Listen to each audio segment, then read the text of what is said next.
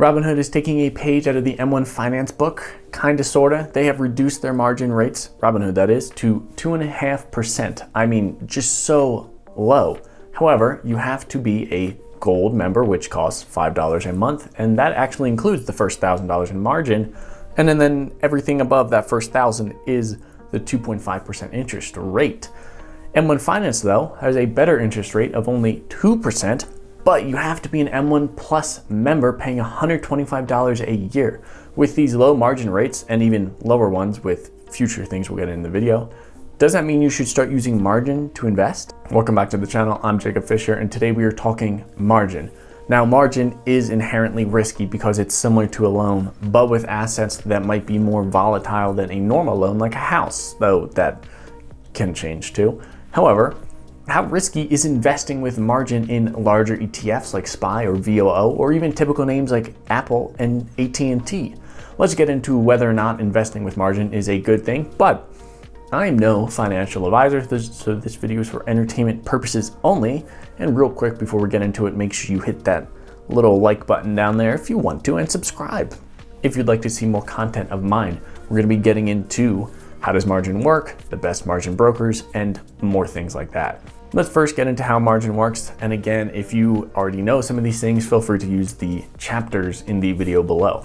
It's pretty easy to understand with margin since it just has to do with your current portfolio balance. For margin accounts, you need a balance of $2,000 to even get access to margin. That's just a government rule, which essentially doubles your buying power.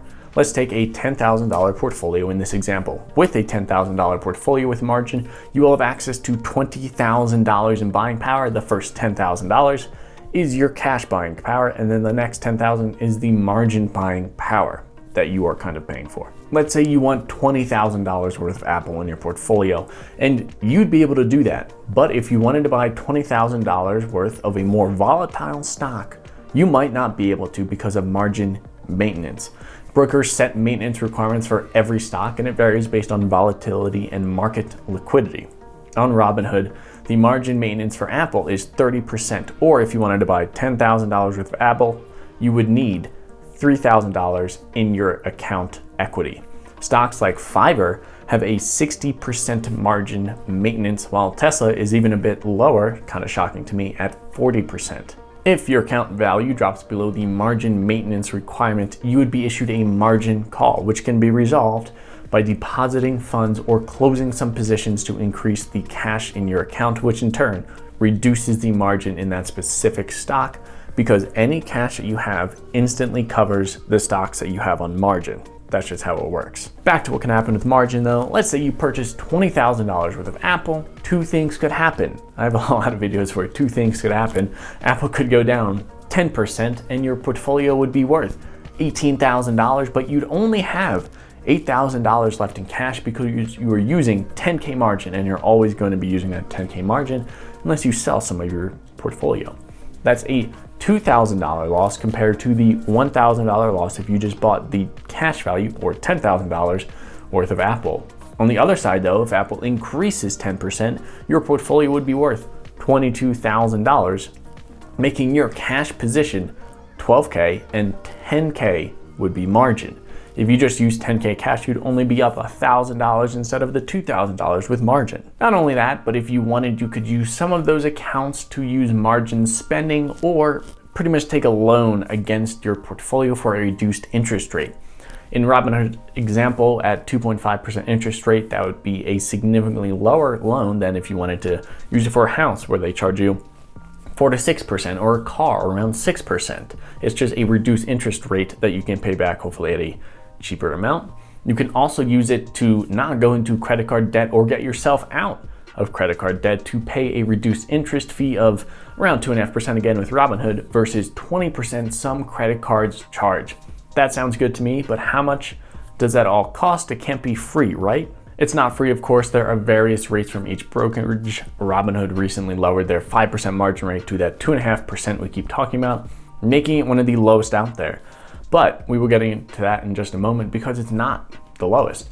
The rates are generally yearly, and you have to pay a certain amount based on how much you would use each month. In the 10K example, at 2.5%, you would need to pay $250 a year, or about $20 a month. This varies based off the brokerage you use, of course, so let's get into that. The lowest rate is actually with Interactive Brokers, where margin rates can be as low as 0.75%. If you have over $200 million in your portfolio, it's quite a bit. However, even with their less amounts, the $100,000 tier range, you get a 1.59% with the Interactive Brokers Pro plan. You get other features, but you also have to pay to trade. The Lite plan starts at 2.59%. Moving on to M1 Finance with the second lowest plan at 2% margin rates. With M1 Plus, to gain access to M1 Plus, you need to pay $125 a year, and now it's not just margin, you get access to a bunch of other stuff. But you can only borrow up to 35% of your portfolio value. You can use it for anything you want. You can use it for stocks too, but again, it's only 35%, so it's not quite margin. It's kind of like a loan with a 2% interest rate that you use for stocks. You also need a minimum account value of $10,000. Next, we have Robinhood offering 2.5% margin rates to the Robinhood Gold users. That's only for people who pay $5 a month to get access to Robinhood Gold, which again offers you more things than just margin. You get your first $1,000 in margin in that $5 a month, and anything above that gets the 2.5% margin rate. So it's really a 6% margin for the first 1,000 and then 2.5% for the rest. Then there's more brokers out there, the big names like you've heard, TD Ameritrade and E-Trade, both offering a range of margin depending on your portfolio size.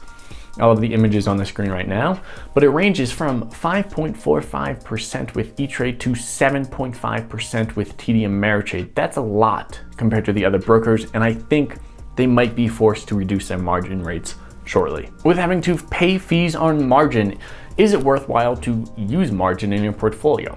In many situations, it can actually be worthwhile to use margin in your portfolio. Let's say you have a stock like Apple that you wish you had more shares of because you think Apple will likely continue in the price increase that it's been going for the last, since its inception.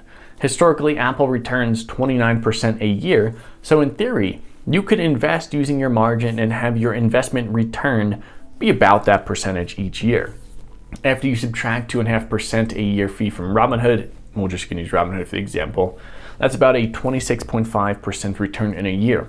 For a 10K portfolio with 10K in margin, so a 20K portfolio, your portfolio would be worth $25,800 about. It depends on the year. After a single year compared to the just $12,900 just using cash alone. Another option is to invest in a company like T or AT&T that pays 7.3% a year in dividends, and then you'd be making 4.8% a year in dividends after the fees. Really, the idea is to find an investment that increases more in value than the fees you pay on margin. But is it even safe in the first place? It can be pretty safe depending on what you invest in. If you're investing in risky things like GameStop and Palantir Technologies, everything Wall Street Bets likes to talk about, then you might encounter some unneeded stress in your life. Margin maintenance is also higher on stocks like that, but if you choose to invest in an ETF like SPY or VOO, which increase an average of 7% a year, then you might find yourself just sitting with a little bit of extra money at the end of the year. Of course, you can do whatever you want with your margin, but I might take a little bit out myself to invest in something like SPY that has a very solid track record, and that'll increase my portfolio value just by using a little bit of margin. Let me know your thoughts on margin in the comments below, and if you'd give it a try. I upload videos on Monday, Wednesday, and Friday on travel and finance, so if that's something interesting to you, make sure you hit that little subscribe button down there. Thank you so much for watching, and until next time.